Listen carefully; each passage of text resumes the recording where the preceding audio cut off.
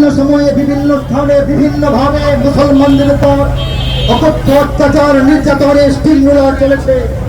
আমরা জানি 1992 সালে অযোধ্যায় বাবরি মসজিদকে নির্মমভাবে ধ্বংস করা হয়েছে। আমরা জানি 2002 সালে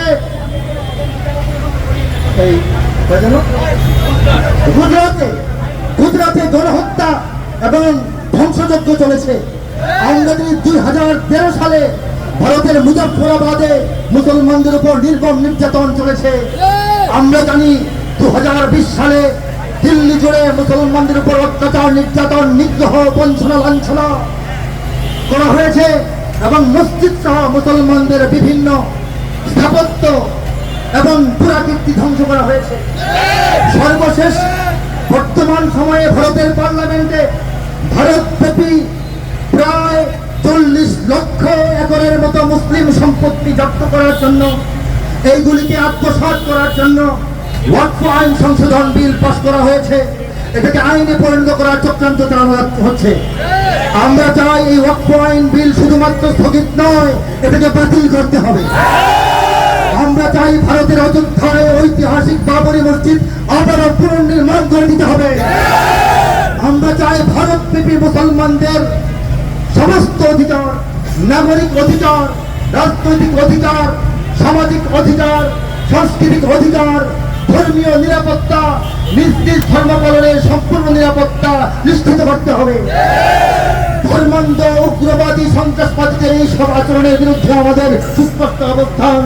আমরা কখনো চাইব না ভারত রাষ্ট্র বা ভারত সরকার এই উগ্রবাদী সন্ত্রাসীদেরকে প্রত্যক্ষ পরোক্ষ কোনো সমর্থন দিক, এটা আমরা চাইব না। আমরা এই আচরণের তীব্র প্রতিবাদ এবং নিন্দা জানিয়েছি।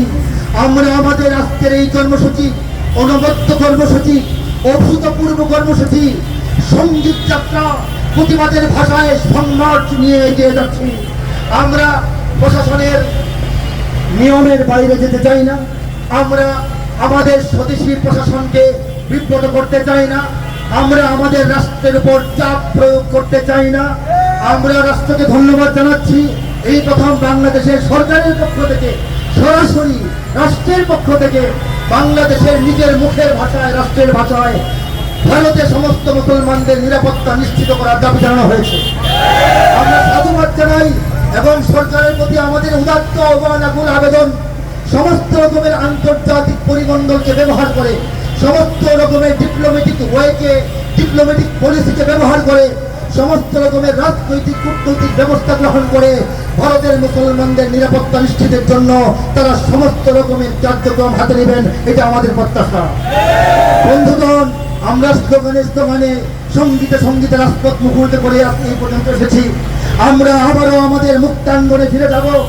আমরা গোটা জাতিকে এবং মিডিয়ার সংবাদকর্মী ভাইদের মাধ্যমে গোটা বিশ্বকে জানান দিতে চাই, বাংলাদেশের 20 কোটি মুসলমান, গোটা বিশ্বের 200 কোটি মুসলমানের 1/10 ভাগের 1 ভাগ মুসলমান অধ্যুষিত এই বাংলাদেশ সব সময় পৃথিবীর সমস্ত মুসলিম মুসলমানদের পাশে থাকবে। আমরা জানিয়ে দিতে চাই, ভারতে অবশ্যই ইসলাম, মুসলমান এবং মুসলমানিত্বের বিরুদ্ধে সমস্ত ষড়যন্ত্র অবশ্যই বন্ধ করতে হবে। আমরা এই আহ্বান এবং প্রত্যাশা জানিয়ে স্লোগান তুলতে চাই, না ভারত না বাংলাদেশ, মুসলমানের এক দেশ, না ঢাকা না দিল্লি ভাই, মুসলমানের এক লড়াই, এক লড়াই, এক লড়াই। সবাইকে ধন্যবাদ। আমরা আমাদের এই মিছিল নিয়ে, সঙ্গীত যাত্রা নিয়ে, সংমার্চ নিয়ে আমাদের নির্ধারিত পথে এগিয়ে যাবেন ইনশাআল্লাহ।